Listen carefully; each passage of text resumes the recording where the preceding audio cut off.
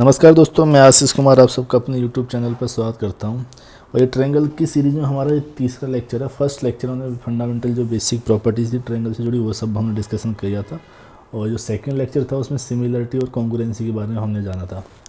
अब ये जो लेक्चर है इसमें हम टाइप्स ऑफ ट्रायंगल पढ़ेंगे। हालांकि इसके बारे में मैं हल्का फुल्का जिक्र कर चुका आपसे। बेसिक जो फंडामेंटल प्रॉपर्टी जो ट्रायंगल की मैंने बताई थी तब कि कितने टाइप्स के हो सकते हैं ट्रायंगल। क्योंकि ट्रायंगल मतलब ट्रायंगल एक पॉलीगन है और पॉलीगन की डेफिनेशन क्या होती है, सीधी रेखाओं के द्वारा बंद आकृति का निर्माण जब होता है तो पॉलीगन कहलाता है। सीधी रेखाओं के द्वारा एकदम स्ट्रेट लाइन हो और उनसे अगर शेप बना दे रहे हो तो तैयार कर दे रहे हो तो पॉलीगन होगा। तो सबसे छोटा पॉलीगन, क्योंकि दो लाइन लेंगे हम, एक लाइन ले लिया दूसरी ले लिया तो सीधी रेखा तो बन गई, पर इनसे क्या है बंद आकृति नहीं बनती। बंद के लिए हमको क्या है तीसरी रो चाहिए होगी इधर से, तब जाके ये बंद होगी। तो सीधी रेखाओं के द्वारा बंद आकृति का जब निर्माण होता है तो पॉलीगन कहलाता है। तो सबसे छोटा पॉलीगन क्या है, ट्रायंगल। तो ट्रायंगल जो पॉलीगन है तो इसमें 3 लाइनों का यूज होता है, स्ट्रेट लाइन है। तो 3 लाइनों से हम बंद आकार के जो शेप बनाएंगे वो ट्रायंगल कहलाएगा। तो वो डिफरेंट टाइप के बना सकते हैं ना, कि 3 लाइन लिए, हमने इसको ऐसे बना दिया, हमने इसको ऐसे बना दिया, या फिर हमने इसको ऐसे बना दिया। तो कैसे बना सकते हैं, लाइन तो 3 ही है ना, बंद आकार बन गया तो पॉलीगन बन गया, मतलब ट्रायंगल बन गया। तो ऐसे जो डिफरेंट तरीके से हम इन रेखाओं को यूज करके हम ट्रायंगल बना सकते हैं। तो वही टाइप्स है। जैसे टाइप्स को हमने किस हिसाब से पढ़ा था, एक तो कि भाई एंगल के हिसाब से इनको हम क्लासीफाई करते हैं, एंगल के हिसाब से। और दूसरा साइड्स के हिसाब से, साइड मतलब भुजाओं के हिसाब से। तो 2 तरीके से इसका वर्गीकरण किया था हमने, वो पढ़ा था तब। आज भी पढ़ेंगे, डोंट वरी। तो मैं हल्का फुल्का बता दूँ कि 3 लाइनों को लेकर हम किस किस प्रकार से ड्रॉ कर सकते हैं। तो वो ड्रॉ करने की जो पॉसिबिलिटी है ना, वही टाइप्स है इसके, अंडरस्टैंड। तो 3 और लाइनों को लेकर ट्रायंगल किस किस प्रकार से बनाया जा सकता है, क्योंकि हमको 3 ही लाइन लेनी है और एकदम बंद आकार का एक शेप बनाना है।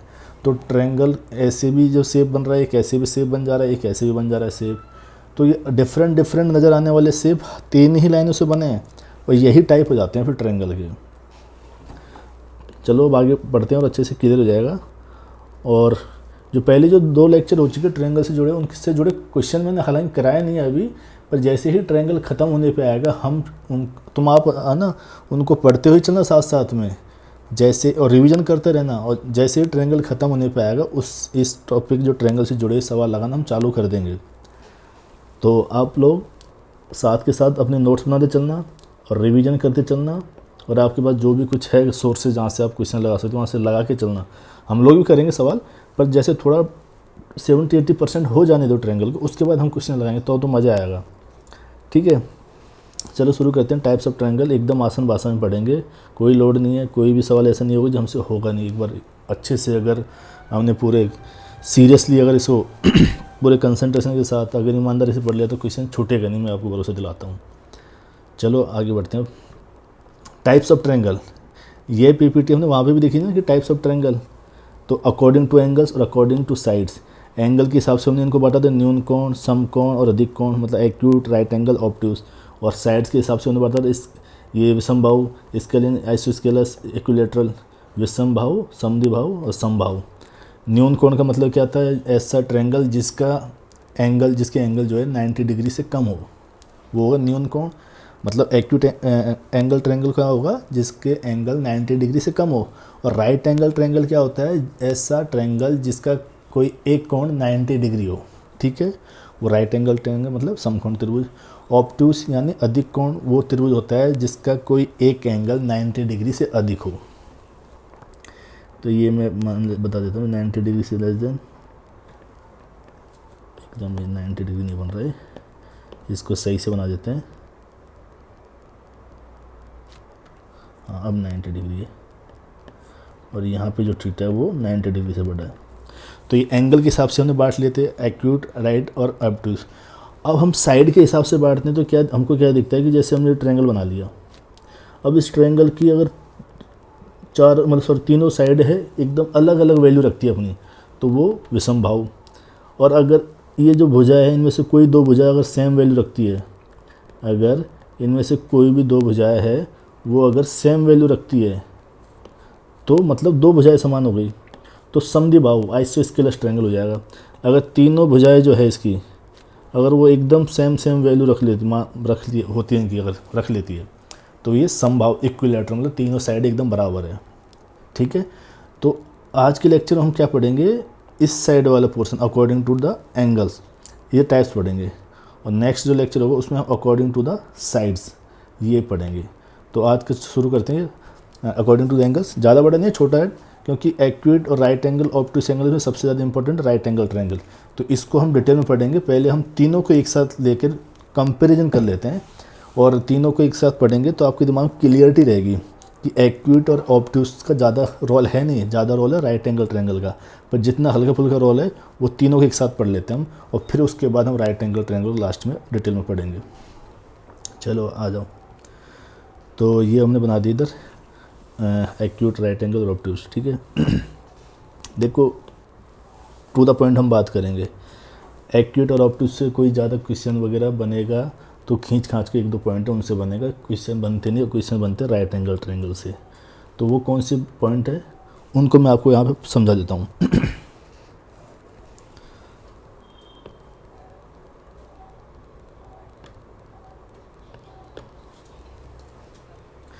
देखो A B C, A B C, A B C, तो इन तीनों का हम कंपेरिजन कर रहे हैं कि जो शीर्ष जो है ये ए, शीर्ष मतलब वर्टेक्स तीनों में, इससे हम क्या करेंगे, इसकी जो अपोजिट साइड है, अपोजिट साइड कहते हैं, आपके दिमाग में क्लियर हो जाने से कि अपोजिट साइड कौन सी होगी वर्टेक्स ए की, शीर्ष ए की विपरीत भुजा कौन सी होगी, बी सी। ठीक है, तो इस पे क्या करते हैं हम, एक परपेंडिकुलर डालते हैं, ये परपेंडिकुलर डाल दिया। वही ए से अगर हम बी सी पे परपेंडिकुलर डालते हैं तो वो क्या होगा, ये बी पे ही आके मिलेगा, मतलब इसको डी पॉइंट दिए तो ये डी पॉइंट क्या है, बी पर ही आके डटेगा ये बी, तो कोई अलग पॉइंट नहीं, वही बिंदु होगा जहाँ पे 90 डिग्री बन रहा है, तो सेम लाइन हो जाएगी वो।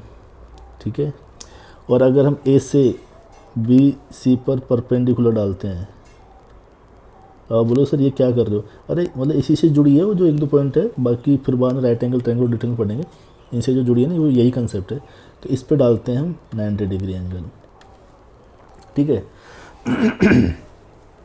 अब आपने ये तो पढ़ा हुआ ये जो क्या बोलते हैं राइट एंगल ट्रायंगल से जुड़ा हुआ पाइथागोरस, ए बी का स्क्वायर बी सी का स्क्वायर बराबर ए सी का स्क्वायर। पर अभी फ़िलहाल इसी से जुड़ी ही प्रॉपर्टी इन तीनों से, कि अगर यहाँ पे अगर ये रिलेशनशिप निकल के आता है अगर राइट एंगल ट्रायंगल में, तो इनमें क्या आता है इसी चीज़ को लेकर, तो इनमें क्या होता है कि यहाँ पर ए बी का स्क्वायर प्लस बी सी का स्क्वायर, ए बी और बी सी का स्क्वायर, ये ग्रेटर देन ए सी का स्क्वायर हो जाता है। ठीक है, और यहाँ पर क्या हो जाता है, ए बी का स्क्वायर प्लस बी सी का स्क्वायर लेस देन ए सी का स्क्वायर। ठीक, मतलब यहाँ पे तो बराबर हो जाते हैं, और यहाँ पर न्यून कोण में अधिक हो जाता है। दो भुजाओं का जो स्क्वायर का योग जो होता है वो तीसरी भुजा के स्क्वायर से अधिक होता है।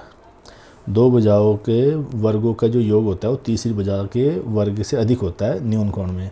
और अधिक कोण में क्या होता है कि दो भुजाओं के जो वर्गों का योग होता है वो तीसरी भुजा से कम होता है। और समकोण में क्या हो जाता है, दो भुजाओं के वर्गों का जो योग है वो तीसरी भुजा के वर्ग के बराबर हो जाता है। फिर बता देता हूँ मैं, न्यून कोण में क्या होता है, दो भुजाओं के वर्गों का योग तीसरी भुजा के वर्ग से अधिक होता है। और जो समकोण में क्या होता है, दो भुजाओं के वर्गों का योग तीसरी भुजा के वर्ग के बराबर होता है। और जो ऑब्ट्यूस से अधिक कोण है उसमें क्या होता है कि दो भुजाओं के वर्गों का योग तीसरी भुजा के वर्ग से कम होता है। एक तो ये पॉइंट है। ठीक है, दूसरा पॉइंट क्या है कि अगर मैं अब बात करता हूँ, ये जो ए सी है ना, ए सी, यहाँ पर भी ए सी, इधर भी ए सी को लेंगे और इधर भी हम ए सी को उठाएंगे, राइट। ठीक है, तो मैं अब ए सी को उठा लेता हूँ, ए सी का होल स्क्वायर। ठीक है, और ये होता है ए सी का होल स्क्वायर। तो इसको भुजा का स्क्वायर करो, ए बी का होल स्क्वायर, फिर इस भुजा का जो बी सी भुजा है ना, क्योंकि पहले ये भुजा ले ली, इसका स्क्वायर कर दिया। अब ये भुजा लो, इसका स्क्वायर कर दो, बी सी का स्क्वायर -2। अब -2 करने के बाद ये जो परपेंडिकुलर जहाँ डला है ना, ये बी डी का स्क्वायर नहीं, बी डी गुणा बी सी, ठीक है।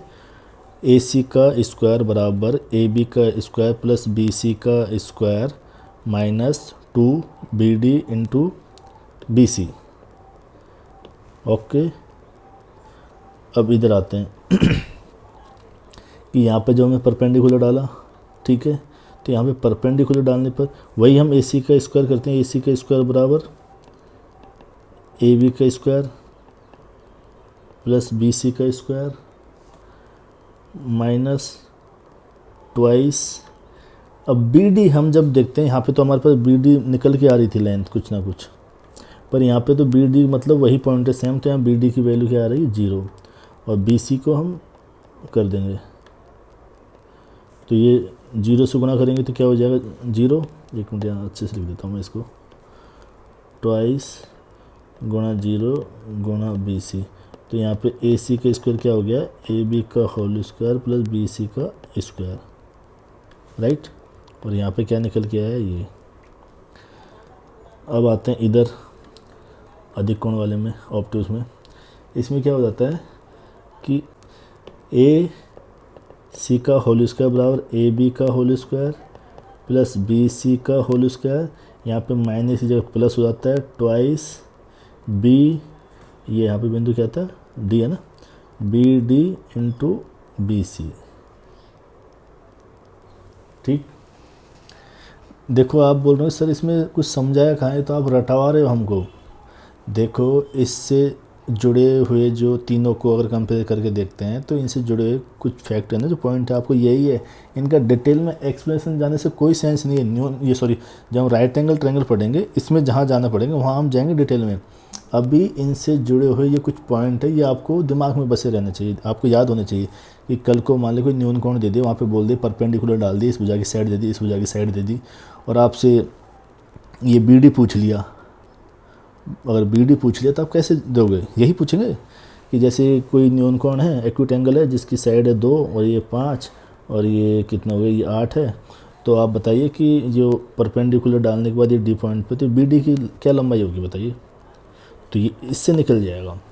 इसी प्रकार ये इसमें निकल जाएगा। आपने क्या ये राइट एंगल ट्रायंगल में ये प्रॉपर्टी कई बार यूज की है आपने, तो आपको इससे फैमिलियर हो आप इससे, तो ये तो आप आराम से A C square equal to A B square plus B C square कर दिया, पर इससे आप इतने फैमिलियर नहीं हो। तो मेरी आपसे रिक्वेस्ट है आप इनको अच्छे से लिख लेना नोट्सों में अपने, और 1-2 बार फेल लेना।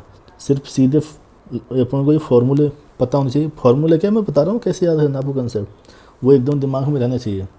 जैसे अगर मैं अभी क्वेश्चन दे देता हूँ, इससे क्वेश्चन क्या बन सकता है, और जो क्वेश्चन बन सकता है ना मैं वही पॉइंट आपको याद करने के लिए बोल रहा हूँ। जैसे ये कोई एक्यूट ट्रायंगल है जिसमें 8, 7 और 16 करके की कोई वो है ट्रायंगल है एक्यूट, तो बोलता है कि ए से हमने सामने जो इसके अपोजिट साइड थी उस पर परपेंडिकुलर डाला, तो हमको बताइए कि डी सी की लंबाई क्या होगी, डी सी की। अब बताओ कैसे करोगे। अगर आपको पता होगा ए सी का square equal to A B का स्क्वायर प्लस बी सी का square -2 B D into B C, तो यहाँ से क्या आ जाएगी आपके पास बी डी। तो जब आपका बी डी ये आ जाएगी तो ये क्या होगी 16 माइनस बी डी, तो यहाँ से आपके डी सी का मान आ जाएगा। तो ऐसे सवाल आएंगे आपके वहाँ, तब आपको सीधे यही जो कंसेप्ट मैं बता रहा हूँ जो आपको याद करने को यही। अब आप बोलोगे सर इसको पूरा एकदम पीछे पोस्टमार्टम करके समझो कैसे आया रिजल्ट निकल के, कोई सेंस नहीं भाई। आप सिर्फ ये याद कर लो, क्वेश्चन हो जाएंगे, जहाँ पे ज़रूरी होगा वहाँ पे एक्सप्लेनेशन करके बताएंगे, पूरे डिटेल में बताएंगे। अभी जो पॉइंट है ये आपको दिमाग में होने चाहिए। ऐसे इसमें अधिक कोण के अंदर और ऐसा ही न्यून कोण के अंदर, ठीक है। अब मैं आपको फिर से एक बार दोहरा देता हूँ ये सब कि जो न्यूनकोण होता है इसमें ए बी का स्क्वायर प्लस बी सी का स्क्वायर ग्रेटर देन ए सी का स्क्वायर, ये होता है न्यूनकोण में। और समकोण होता है ए बी का स्क्वायर प्लस बी सी का square equal to A C का स्क्वायर, बराबर हो जाता है इसमें। इसमें न्यूनकोण में अधिक होता है, ठीक है। और इसमें क्या हो जाता है ए बी का स्क्वायर बी सी का स्क्वायर लेस देन ए सी का स्क्वायर, ठीक है। अब तीसरा आता है ए सी का square equal to A B का स्क्वायर प्लस बी सी का square minus twice B D into B C, right. और इधर तो वही ए सी का square equal to A B का स्क्वायर प्लस बी सी का स्क्वायर, क्योंकि वो बी डी और ए डी और ए बी सेम लाइन थी, वहाँ पे जीरो हो गए दोनों। इधर ए सी का स्क्वायर ए बी का स्क्वायर प्लस बी सी का स्क्वायर प्लस, यहाँ पे प्लस हो जाता है, और B D into B C, 1 2 और ये आखिरी पॉइंट है इन तीनों से। बाकी हम फिर राइट एंगल ट्रायंगल पढ़ेंगे, बस वो मैंने इससे तो 3 ही पॉइंट है जो इम्पोर्टेंट है इसमें बस। न्यूनकोण में जो होता है ना, किन्हीं भी दो कोणों का जो योग है, किन्हीं भी दो कोणों का जो योग है वो तीसरे एंगल से बड़ा होता है। न्यूनकोण में कोई भी दो एंगल तुम उठाओगे, उनका योग करोगे तो तीसरे से वो बड़ा होगा। पर राइट एंगल ट्रायंगल में क्या होता है कि किसी भी दो एंगल का योग एक समकोण के, जो न्यूनकोण है ना दो, उनका योग समकोण के बराबर होता है, 90 बराबर। और अधिक कोण में क्या होता है ए प्लस किन्हीं भी दो कोणों का योग, वो जो अधिक कोण है उससे छोटा ही होता है वो, राइट। मतलब न्यूनकोण में दो कोणों का जब तुम सम करोगे तो तीसरे से बड़ा होगा। पर राइट एंगल ट्रायंगल में क्या बोल रहा है कि जो जहाँ पर 90 डिग्री बना रहा है जो एंगल, उसकी वैल्यू बाकी जो दो बच गए एंगल उनके योगों के बराबर होगी, या फिर जो बाकी जो न्यूनकोण बच गए उनका योग जो 90 डिग्री के बराबर ही होगा। और जो ऑब्टूस बोल रहा है, ये क्या बोल रहा है राइट, ये अधिक कोण, कि जो अधिक कोण बना रहा है जो वर्टेक्स पे जो ऑब्टूस एंगल बन रहा है, उसकी वैल्यू बाकी जो दो बच गए ना उनके योग से भी ज़्यादा होगी वो। मतलब मैं आपको भी बताता हूँ, देखो जैसे ये ट्रायंगल ये 50 60 70, कोई भी एंगल 90 डिग्री नहीं है ना ही 90 डिग्री से ऊपर है, तो ये क्या है न्यूनकोण है। तो मैं यहाँ क्या कोई भी दो ले लो एंगल, मैं कम 50 और ये ले लेता हूँ 60, तो 50 और 60 का योग क्या होगा 110, तो ये क्या होगा बाकी जो तीसरा बच गया उससे अधिक होगा, है नहीं अधिक। चलो मैं 50 ये ले लेता हूँ, 50 और 70, या फिर कोई भी दो लेंगे तो तीसरे जो बच गया उससे बड़ा होगा, तो इसका मतलब यही है।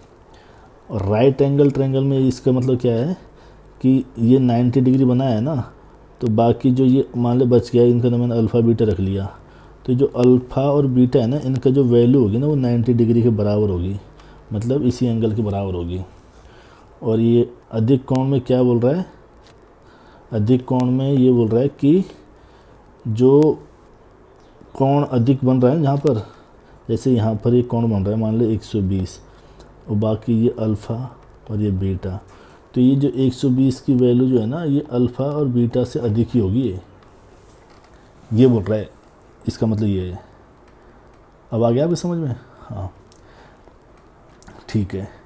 देखो न्यूनकोण, समकोण, अधिक कोण में तीनों में जो एक तुलनात्मक हमें अध्ययन करना चाहिए था, जहाँ से क्वेश्चन अगर बन सकते हैं तो ये क्वेश्चन इन्हीं पॉइंटों के थ्रू बनेगा।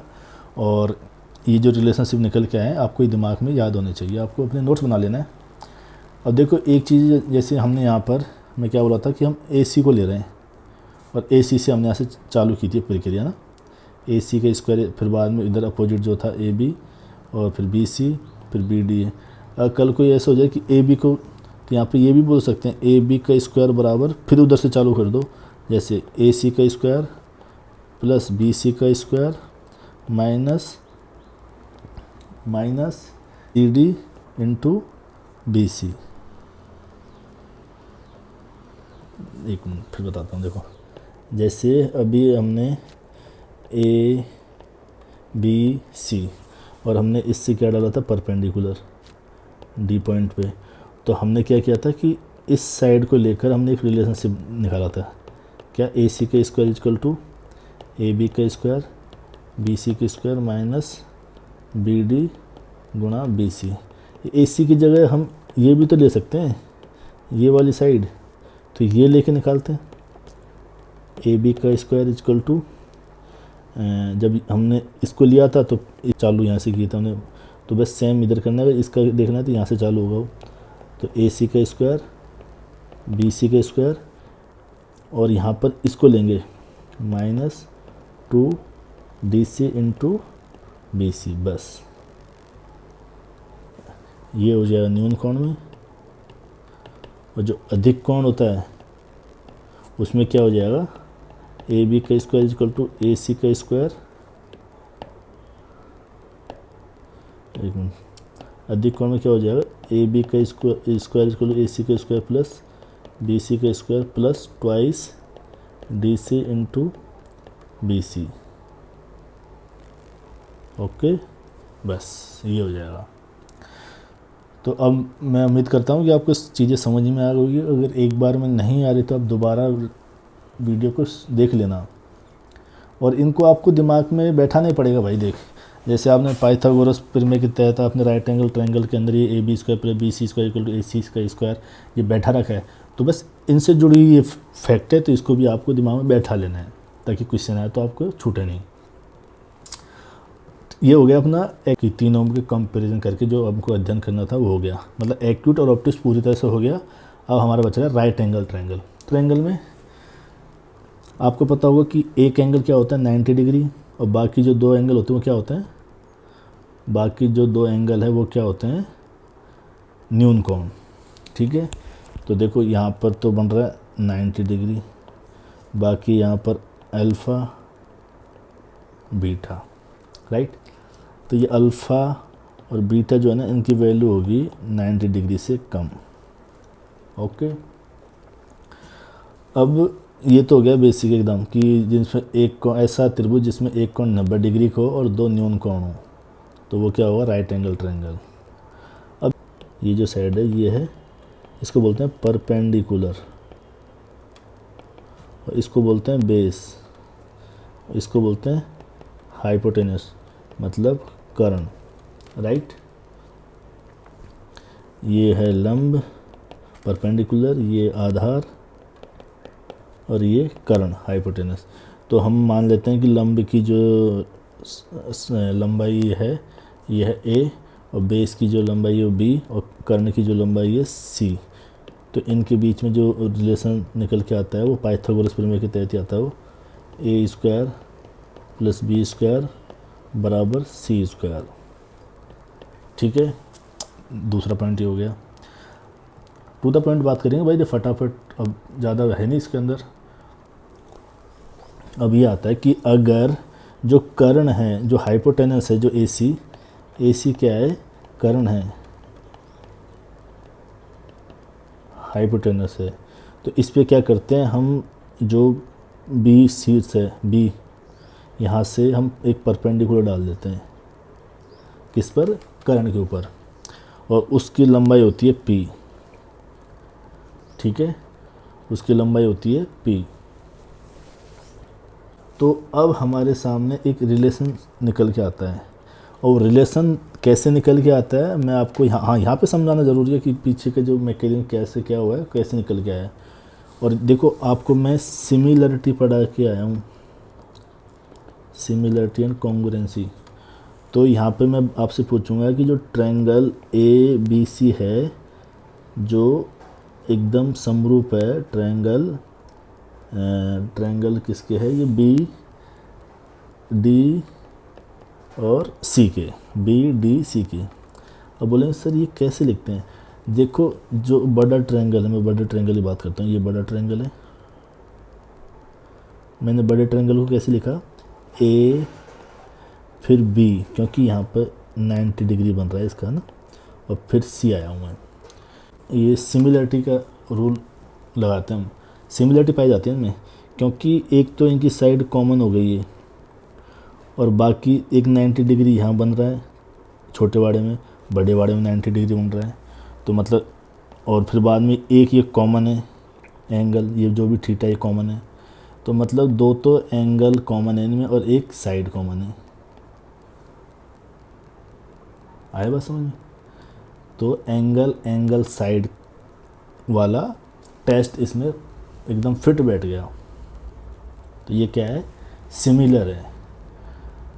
अब कईयों को नहीं समझ में आएगा कैसे, और फिर सिमिलर होता है ना तो उसको कैसे दर्शाते हैं। देखो कि जैसे ये जो बड़ा वाला ट्रायंगल था ए बी सी, जैसे उसको लिखा है ना जैसे सीक्वेंस में, मतलब एकदम ऑर्डर वाइज, कि ए से हम आए मतलब परपेंडिकुलर वाली लाइन से, और यहाँ पर आए हम जहाँ पे 90 डिग्री बना रहे हैं, और उसके बाद बेस वाली लाइन को हमने फिर लिया है बाद में। तो मतलब जैसे ए बी सी, तो इसमें क्या है ना कि पहले हमने ए बी को लिया है, तो ए बी क्या है? परपेंडिकुलर। फिर हमने लिया बी सी को, ये जो क्या है? बेस। तो अब यही हम छोटे बाड़े में करेंगे। तो छोटे बाड़े में पहले ले लेंगे हम क्या? परपेंडिकुलर। तो इसमें परपेंडिकुलर क्या है? ये लंबी है, तो इसको लिख देंगे पहले तो बी डी। फिर उसके बाद हम क्या लेंगे? बेस को, डी सी। तो डी तो है और ये सी, तो आ गया ना, बी डी परपेंडिकुलर और डी सी बेस। तो इस हिसाब से लिखते हैं समरूपता को शो करने के लिए, कि जैसे बड़े ट्रायंगल के अंदर जिस ऑर्डर में हमने लिया है साइडों को, उसी ऑर्डर में छोटे वाले में लेते हैं। तो यहाँ पर ये 90 डिग्री, इधर ये 90 डिग्री, और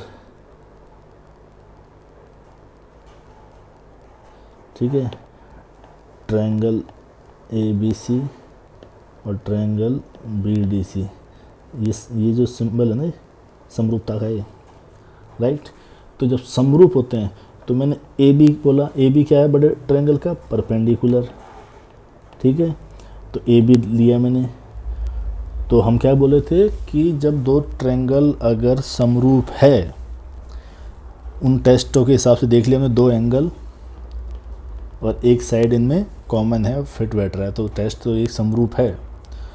तो इनकी जो संगत भुजाएं हैं उनका अनुपात क्या होता है? बराबर। तो संगत भुजाओं का मतलब जो भुजा एक ट्रायंगल की ले रहे हैं उससे हम वही साइड वाली भुजा दूसरे ट्रायंगल की लेंगे। तो हमने बड़े के लिए ए बी, तो ए बी बड़े में क्या है? परपेंडिकुलर। तो छोटे वाले का फिर परपेंडिकुलर क्या होगा? B D, right, B D. फिर आते हैं आगे, फिर हमने लिए बी क्या बोलते हैं, हाँ फिर लेते हैं हम बी और सी। बी सी क्या है? बड़े वाले का बेस। तो छोटे वाले का बेस लेंगे, छोटे वाले का बेस क्या है? D C. ओके, अब क्या बच गया? अब बच गया हाइपोटेनस, कर्ण बच गए। तो बड़े वाले का जो कर्ण क्या है वो है ए सी, तो छोटे वाले है क्या है? B C. छोटे वाले का 90 है ना, तो 90 के सामने ये तो ये कर्ण है इसका। तो ये हमारे पास एक आ गया रिलेशन निकल कर, एक इक्वेशन आ गई, ठीक है। अब आते हैं हम ट्रायंगल जो ए बी सी है ना, इसका अगर एरिया हमको पता लगाना है तो 1/2 इंटू आधार गुणा ऊंचाई। ये आपने पढ़ा होगा कि अगर किसी त्रिभुज का एरिया निकालना है तो उसका फॉर्मूला होता है कि 1/2 इंटू आधार इंटू ऊंचाई। तो यहाँ पर 1/2 आधार तो क्या है? बी सी, ऊंचाई क्या है? A B. अब इसको हम ये भी तो लिख सकते हैं, क्योंकि अगर त्रिभुज ए बी सी में देखें, हम ए बी सी त्रिभुज में देखें, अगर ए सी को हम आधार मान लेते हैं, ए सी को आधार मान लेते हैं, तो ये जो परपेंडिकुलर इस पर हाइट होगी, तो इसको ये भी तो लिख सकते हैं, इसका एरिया 1/2 इंटू आधार, आधार क्या है यहाँ पर? ए सी, ऊंचाई क्या है यहाँ पे? B D. ऐसे भी लिख सकते हैं, एरिया बराबर ही होगा। दोनों तरीके से हम लिख सकते हैं, इसका एरिया बराबर होगा। तो चलो हमने बराबर लिख दिया। अब क्या है, यहाँ पे हम इसको काट देंगे, ये कट गया, ठीक है। तो यहाँ से निकल के आया बी डी, और बी डी की वैल्यू क्या आई? ए बी गुणा बी सी अपॉन ए सी। और बी डी क्या है? बी डी है परपेंडिकुलर ऑन हाइपोटेन्यूस, जो लंब डाला है इस पर कर्ण पर उसकी लंबाई है, मतलब पी की, यानी पी। आपको समझ में आ गया होगा। फिर और अच्छे से इसको यहाँ पे दोबारा बता देते हैं कि हम करने क्या जा रहे हैं। जो ये हमने परपेंडिकुलर डाला है ना पी, जिसकी लेंथ है परपेंडिकुलर यहाँ पे, उसकी हमको वैल्यू निकालनी है। तो वही वैल्यू निकल के आई है, अभी वही वैल्यू निकल के आई है। बी डी की वैल्यू आ गई ए बी सी बटा ए सी। अब इसको यहाँ पे वैल्यू दे रखी है, उसके अकॉर्डिंग लिख लो ए गुणा बी गुणा बटा सी। तो भैया जब भी कभी आपको समकोण त्रिभुज के अंदर जब समकोण बना रहा है जो शीर्ष, वहाँ से अगर हम कर्ण पर हाइपोटेनस पर अगर कोई परपेंडिकुलर डालते हैं तो उसकी जो लंबाई होगी, लेंथ होगी, वो होगी उस त्रिभुज के आधार और ऊंचाई के गुणनफल में कर्ण का भाग देने के बाद जो आएगी वो। ठीक है। अब देखो एक चीज़ और कि हमने यहाँ पे डाल दिया परपेंडिकुलर। तो परपेंडिकुलर डालने के बाद क्या हो गया, ये जो कर्ण है ना, इसकी जो एक हिस्सा इधर रह गया, एक हिस्सा इधर रह गया। अब अलग अलग वैल्यू होगी इनकी। अगर ये मिड पॉइंट होता तो बराबर हो जाती, पर ये अभी मिड पॉइंट नहीं है, ये कर्ण का मिड पॉइंट नहीं है डी। यहाँ से परपेंडिकुलर डाला हमने और यहाँ पे पॉइंट पे डाला डी, और ये कर्ण को एक्स और वाई इनकी वैल्यू है, मतलब सी जो पूरी लेंथ थी इसकी यहाँ से यहाँ तक की। तो ये डी पॉइंट डालने के बाद तो ए डी की वैल्यू है एक्स और डी सी की वैल्यू है वाई। और एक और रिलेशन निकल के आते हैं यहाँ पे, जो हमने एक इक्वेशन अभी पढ़ी थी ना, यहाँ पे कहाँ गई वो, हाँ ये इक्वेशन यहाँ पे जो आई थी, ये देखो, ये थी A B upon B D, B C upon D C, A C upon B C. तो हम इसको उल्टा भी करके लिख देंगे सबको, तो कोई दिक्कत नहीं है। तो हम इसको एक कम करते हैं, B D upon A B और D C upon B C और बी सी अपन ए सी, है ना। तो मैं एक काम करता हूँ, इसमें से ना इसको हटा लेते हैं, सब बराबर है, इसको हटा लिया। फिर बाकी इन दोनों में एक रिलेशनशिप निकल के आया कि जो बी सी का स्क्वायर है वो है ए सी गुणा डी सी। बी सी का स्क्वायर ए सी गुणा डी सी। अब देखो बी सी क्या है ये, तो बी स्क्वायर ए सी तो पूरा एकदम सी, और डी सी क्या है वाई। तो यहाँ से y की वैल्यू निकालनी हो तो बी स्क्वायर अपॉन सी। समझ में आ रहा है ना आपके। और इसी प्रकार अगर x की वैल्यू कैसे निकालेंगे, यहाँ पे y की आ गई ना, तो x की वैल्यू कैसे निकालेंगे। तो ऐसे ही जब यहाँ पे y की वैल्यू आ गई, तो जैसे रिलेशनशिप आया ना कि बी सी का स्क्वायर बराबर ए सी गुणा डी सी, पूरे का ए सी और गुणा डी सी बी सी का स्क्वायर। तो ऐसे अब बच गया ये ए बी, तो ये निकल के आएगा ए बी का स्क्वायर इजकल टू ए सी गुणा ए डी। और ए बी क्या है ए स्क्वायर, और ए सी की वैल्यू सी और ए डी की वैल्यू एक्स, तो एक्स बराबर ए स्क्वायर अपॉन सी। ये आ गया रिलेशनशिप निकल के, राइट।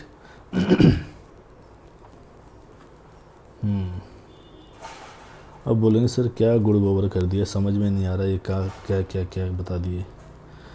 देखो जो बता दिया सो बता दिया मैं, आपको जितना समझ में आ गया उतना ठीक, नहीं आया कोई दिक्कत नहीं है। मैं अब जो भी चीज़ें वैल्यू निकल के आई है उसको एकदम शॉर्ट एंड स्वीट वे में यहाँ पे लिखा दे रहा हूँ, बस आपको वो याद हो जानी चाहिए, हो जाएगी। जैसे ये है तो ये परपेंडिकुलर है, तो मतलब इसमें हम जो अभी अपने इतना बड़ा ऑपरेशन करके निकाली थी ना वैल्यू, तो वैल्यू कैसे निकलेगी वो आप देख लेना, बता चुका मैं। एकदम मैं सीधे इसके आउटपुट पे जा रहा हूँ। जो आउटपुट आएगा ना कि जैसे ए स्क्वायर बराबर एक्स इंटू सी, एक तो आउटपुट ये आ गया, बी स्क्वायर बराबर वाई गुणा सी, एक आउटपुट ये आ गया। देखो ये ए था, इसके सामने यहाँ पे पास में एक्स है, ये बी था, इसके पास में यहाँ y है, ठीक है। तो यहाँ y ले लिया, बाकी पूरी जो AC की लेंथ है c है उससे गुणा कर दिया। अब देखो a स्क्वायर हो गया, b स्क्वायर हो गया, अब बचता है p का स्क्वायर बराबर x गुणा y। ये तीसरा रिलेशन निकल के आ गया इनके बीच में, राइट। और एक और आता है p बराबर AB अपॉन C, राइट, ठीक। और एक और निकल के आता है 1/p स्क्वायर बराबर 1/a square plus 1/b square. ये 5 रिलेशन निकल के आते हैं इस कॉन्सेप्ट से। जैसे तुम यहाँ पे परपेंडिकुलर डाल दोगे तो कुछ भी पूछ सकता है, तो कैसे निकालना। अब आप इसको रट के बैठ जाओगे, तो मैंने वो बता दिया कैसे रटना है आपको। Very very important, very very important. तो आपको ये पढ़ लेना है। अगर समझ में आ गया वो डेरिवेशन तो ठीक है, अदरवाइज आपको सीधा यहाँ से रटना है, समझ में बैठा लेना दिमाग में।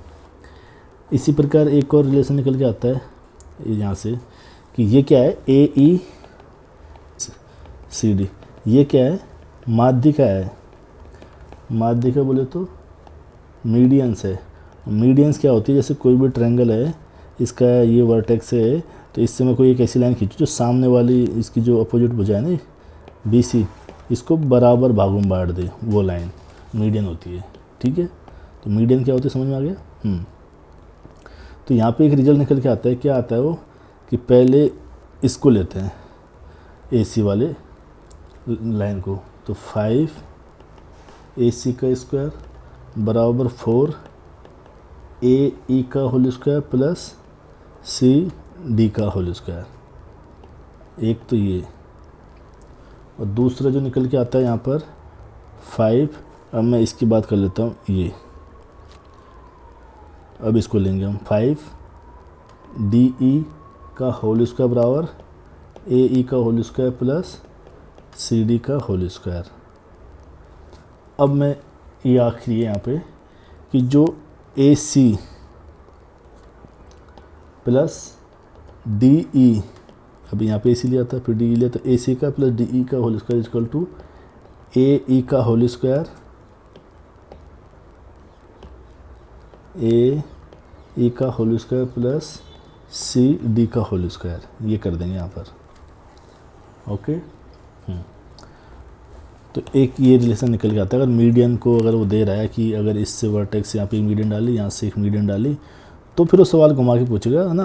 तो इसकी बदौलत से आप उनको आसानी से सॉल्व कर दोगे। क्वेश्चन करेंगे आप और आराम से करोगे, और एग्जाम में क्वेश्चन आए हैं, मैं वही चीज़ें आपको पढ़ा रहा हूँ जहाँ से क्वेश्चन पूछती है SSC हर बार, जहाँ से क्वेश्चन बनते हैं। जो मैं परपेंडिकुलर डाला था ये इधर, अगर ये कल को मिड पॉइंट हो जाए, इसका मिड पॉइंट हो जाए, किसका, AC का, हाइपोटेनस का, तो ये x है, तो ये भी क्या होगा, x ही होगी वैल्यू, राइट।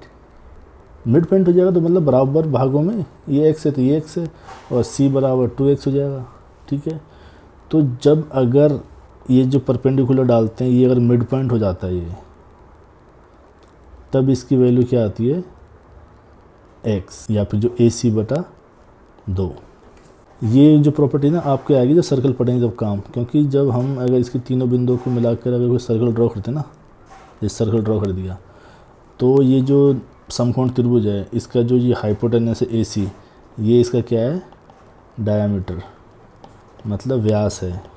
और व्यास का जो व्यास है, और व्यास का जो मिड पॉइंट है, जो हाइपोटेनस का मिड पॉइंट है, सेंटर, और इधर ये बिंदु है, तो भैया ये सेंटर से अगर इसकी परिधि तक की जो लाइन होती है वो क्या होती है, R, रेडियस, और ये भी R ही होंगे।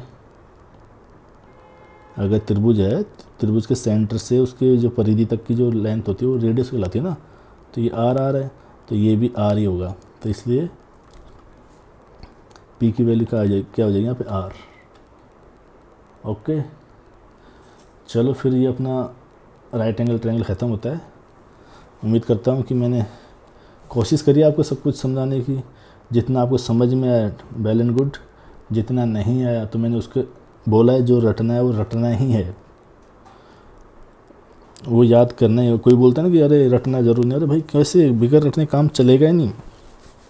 हाँ, समझने के साथ साथ उनको रट रहे हो कि समझ के साथ तो ठीक है। अगर तुम एकदम ब्लाइंडली एकदम बस रट्टू तोता बन रहे हो, समझ में कुछ नहीं आ रहा, कैसे यूज करना है उसको ये भी नहीं आ रहा, बस पीना है घोटना है, वो गलत है। तो मैंने यहाँ पे जो भी बताया है आपको उससे क्वेश्चन बनेगा। क्वेश्चन मैं आपको ला के दिखाऊँगा, कर बताऊँगा। CGL में आया मैं, SSC में जो CHSL में आया क्वेश्चन है, CPO में आया, वो क्वेश्चन मैं करवाऊँगा यहाँ पे। तब यही प्रॉपर्टीज़ के बल पे हम एकदम चुटकियों में सॉल्व करेंगे सवाल।